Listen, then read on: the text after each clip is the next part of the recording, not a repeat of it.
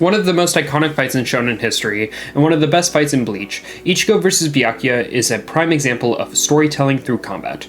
Tite Kubo, the author of Bleach, is a master of conveying words through clashing blades, and that is no different here. Ichigo vs. Byakuya is more than just two fighters clashing. It is about whether or not it is worth to uphold the law if it is meant that an innocent would die. It is about asking yourself, what would you do if you were in Ichigo's shoes? Throughout their three encounters, Ichigo and Byakuya constantly challenge the idea of what it means to be a Soul Reaper.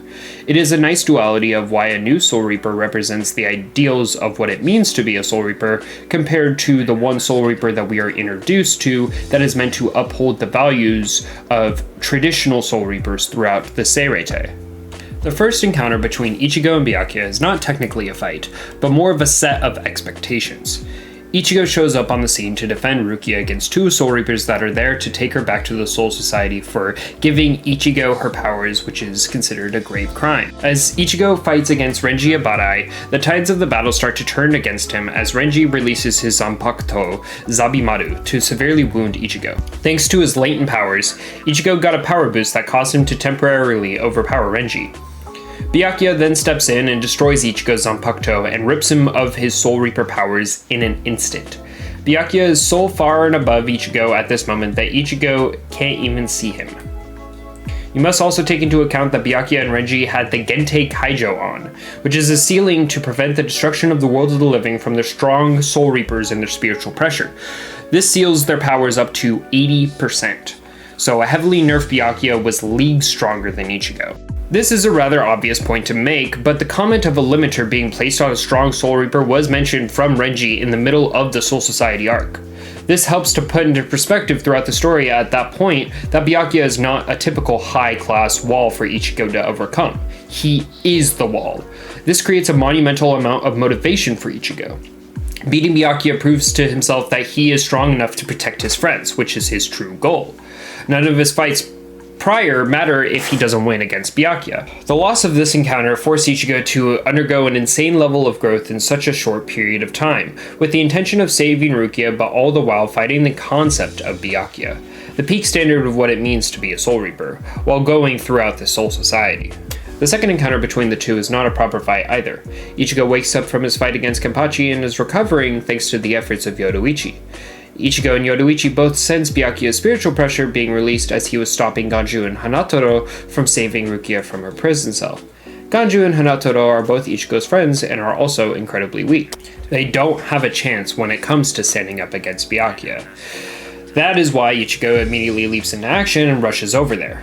Rukia's Captain Ukitake, is there to see what Byakuya is doing and to stop him, and both of them comment when they sense Ichigo's spiritual pressure that it is the level of a captain's. Being captain level in Bleach is a vague term. Captains come in all different strengths and power levels, but at the very least, this is saying that Ichigo is someone to take note of. He is someone that could pose a threat if they are indeed an enemy. Ichigo shows up to ensure that his friends are safe, and then tells Rukia he's going to save her. Byakuya scores up and, unlike before, gets his attack blocked, with this time Ichigo being able to read and see his attacks. Byakuya does praise his power, something that should not go unnoticed. When he does it, it is a form of recognition between the two. Ichigo at the end of their first confrontation was left lying down in a pool of his own blood, looking up at Byakuya as he is struggling to hold his foot to stop him from going and taking Rukia. Now, he is forcing him to meet an eye level and fight on the same level. Byakuya then was about to release Senbon Zakura, but Yoruichi stopped him. She then laughs at the notion that Ichigo could win and knocks him out and takes him away. Ichigo is still very injured, and realistically there is no way that he could have won that encounter aside from maybe having his inner hollow, White, come out and protect him. But there was no way that without Bankai he would have been able to stop Byakuya's Bankai. That being said, this encounter alerts Byakuya that there is a battle that is coming, and he must prepare for it. Yoruichi tells him that in 3 days, Ichigo will be stronger than Byakuya. Yoruichi and Byakuya share a history, so if she were to say something like that, he is not someone to take it lightly. This encounter serves to set up their true bout, and continues to show that the guy that we've been following and seen winning, the guy who just beat the most bloodthirsty captain out there, is still not strong enough to take down his true mission. By having the first two encounters between the two be extremely brief, it sets up a form of excitement for their inevitable final duel. one that would shake the Soul Society to its core and would help shape it for years to come. After training relentlessly to achieve Bankai, Ichigo shows up during Rukia's execution for the crimes that she committed. He is able to stop the execution in the nick of time and saves Rukia's life. He then passes her off to Renji and stops 3 lieutenants from interfering with the escape in an instant. He then is met with Byakuya and their final clash begins.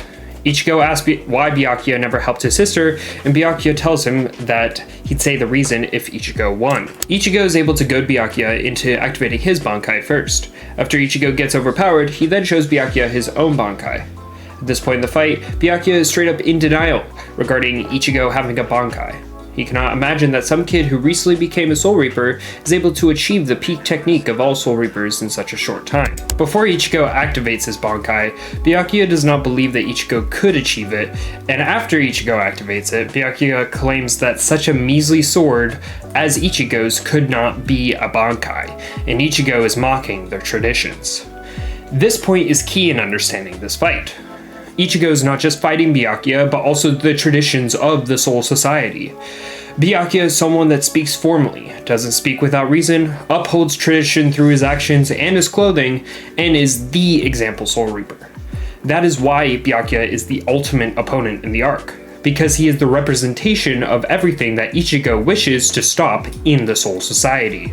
Continuing with the fight, Ichigo is able to surprise Byakuya a couple of times, but thanks to his Senkai ability, he pushes Ichigo into a corner. White, Ichigo's inner hollow, then shows up and takes control of Ichigo's body and wounds Byakuya. Ichigo regains control and the two decide to finish the fight with one final move. Ichigo is able to then beat Byakuya, and Byakuya tells him that his own family, the Kuchiki family, is those that uphold the law, so they must uphold the law against the crime that Rukia committed. Ichigo responds with that if it were him, he'd fight the law. Byakuya then says that the fight is Ichigo's and he will no longer go after Rukia. By challenging his views and constantly proving him wrong throughout the fight, Ichigo was able to change the extremely stubborn mind that is Byakuya. Through his strength and desire to win, Ichigo was able to break through unimaginable walls and was able to fight the representation of an ancient otherworldly civilization that is the Soul Society. Byakuya losing is also a representation of the Soul Society that we knew at the time collapsing. Yamamoto, the head captain, was going against Kyoraku and Ukitake, 2 other captains. Meanwhile, Soifone, another captain, and Byakuya failed in quelling the invaders.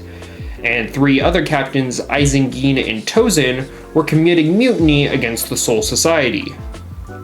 These 1,000+ year long establishments crumbled thanks to the help of a couple of teenagers and a couple of extenuating circumstances, but it does go to show how unstable the Soul Society structure really was. If your millennium-long structure falls down off of a couple of intruders, who, for all intents and purposes, is way weaker than your entire fleet of soldiers, it was going to crumble soon regardless. Byakuya's change of mind of the whole situation is the beginning of the Soul Society also adapting to modern times. Allowing themselves to adapt to the times and also accepting the helps of those in Karakura Town will benefit them throughout the story, and that starts here with his loss against Ichigo. Ichigo's victory also is a contribution to his own goals.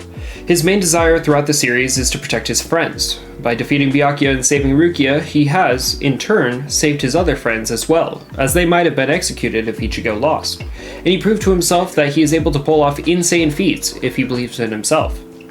It also changes Byakuya's entire character throughout the rest of the story. By admitting that he lost, he humbled himself and decided not to always need the rules in order to maintain order. He ultimately learned that doing what's right is more important than the law, and doing what is right is exactly what Ichigo represented throughout their entire encounters. There are 2 final key points that I would like to go over for the dynamics between the two throughout the arc. Byakuya and Rukia are adoptive siblings. Byakuya was ordered to capture his own sister so that she could be tried for her crimes. Meanwhile, Ichigo, some guy that's only known her for a short while, feels like she is only in trouble thanks to him getting involved and taking her Soul Reaper powers. In reality, Rukia would have been taken back regardless thanks to the fact that Kisuke Urahara hid the Hogyoku, an all-powerful artifact, inside Rukia to hide from Sosuke Aizen. Aizen knew this and manipulated everyone and turned Rukia into a high-class criminal that deserved immediate execution so that he could get the Hogyoku. The one man that should be doing nothing but fighting the government to save his sister is the one who is truly upholding the law, and the one that is told by Rukia to leave it alone and to live their own lives is doing nothing but trying to save her. Byakuya was confused throughout the arc. He did not know if he was making the right choice, but also wanted to protect Rukia. Ichigo's conviction is what helps him clear his mind, and immediately after the fight, saves Rukia's life from the hands of Gin, Ichimaru, and Aizen, proving that Byakuya believes in Ichigo's words, proving him the true winner of the battle. I would like to go over some potential changes that these fights had on the story, different outcomes if these set of battles were not to occur, and also the changes that it caused in the inner universe of Bleach itself. Some of this will be pure hypothetical because there is no way of knowing how these characters would act, but it is still interesting to think of all the same. The first and most obvious change regarding if these fights were not to have occurred and Ichigo never won against Byakuya in the end, would be that the Soul Society would never have received the help of all of Ichigo's crew in the battle against Aizen. So that would be Ichigo, Uryu, Orihime, and Chad, as well as all the Vizards, who I do not think would have gotten involved if not for Ichigo, as they state that they are Ichigo's allies while they are on the battlefield. I do think that Kisuke and Yoruichi would have gotten involved regardless against Aizen, but the fact that Ichigo himself took down Aizen insinuates heavily that the Soul Society would not have stood a chance against Aizen without the concept of Ichigo and his allies going to Hueco Mundo. Even with the likes of Byakuya, Kenpachi, and Mayuri all on the front lines to face Aizen and the full fleet of Espada in this hypothetical scenario, I do not think that they would have won, and at the very least would have forced Squad Zero to get involved once Aizen ascends to the Royal Palace. These fights also change Rukia's fate. Rukia was the center focus point of the arc, and if Ichigo never got involved and fought Byakuya, then Rukia would have been killed unjustly, which could have absolutely caused inner turmoil in the Soul Society, especially from the likes of her own squad or her friends like Renji. We do see a version of this play out in the story to stop the inevitable execution, but if Ichigo's squad never attempted to put a stop to everything, then we would have seen a much bigger divide between the squads, as they were already on the tipping point against one another during the Soul Society itself. Another main change in the story is that thanks to this fight, the concept of substitute Soul Reapers exists once more. Kugo Ginjo was the only other substitute Soul Reaper that had existed, and his situation ended rather poorly for the Soul Society, as it ended with Ginjo on the run and betraying them. If it were not for Ichigo proving himself, I do not know if the Soul Society would even humor the concept of a substitute Soul Reaper again. The Soul Society did keep tabs on Ichigo to control and regulate him despite all of this, so it's obvious that they were trying to set precautions on him even with the goodwill that he built.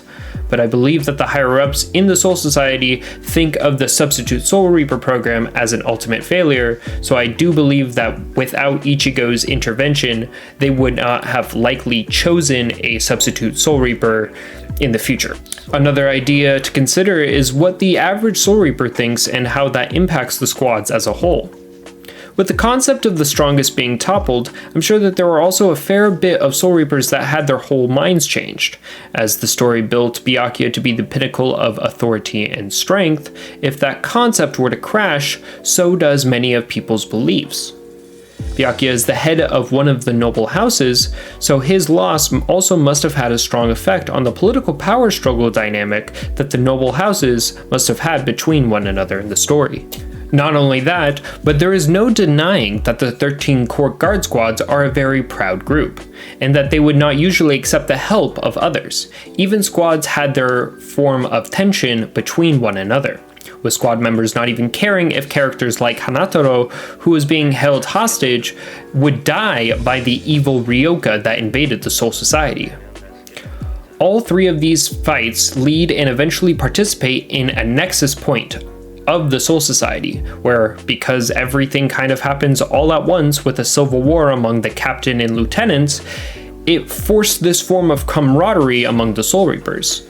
People are shown to be more civil and friendly than before, as they all witnessed a battle that proved to them that if such a small group could come in and stop an execution and have their leader not only go toe-to-toe with two of the most feared captains of the 13 core guard squads, but win while they're at it, then the Soul Reapers can too pool their own strength together and gain the confidence that they need to combat the likes of Aizen and eventually the Quincy's.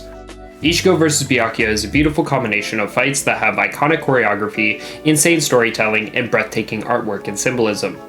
Kubo is incredibly talented when it comes to telling stories through fights, and here is no different.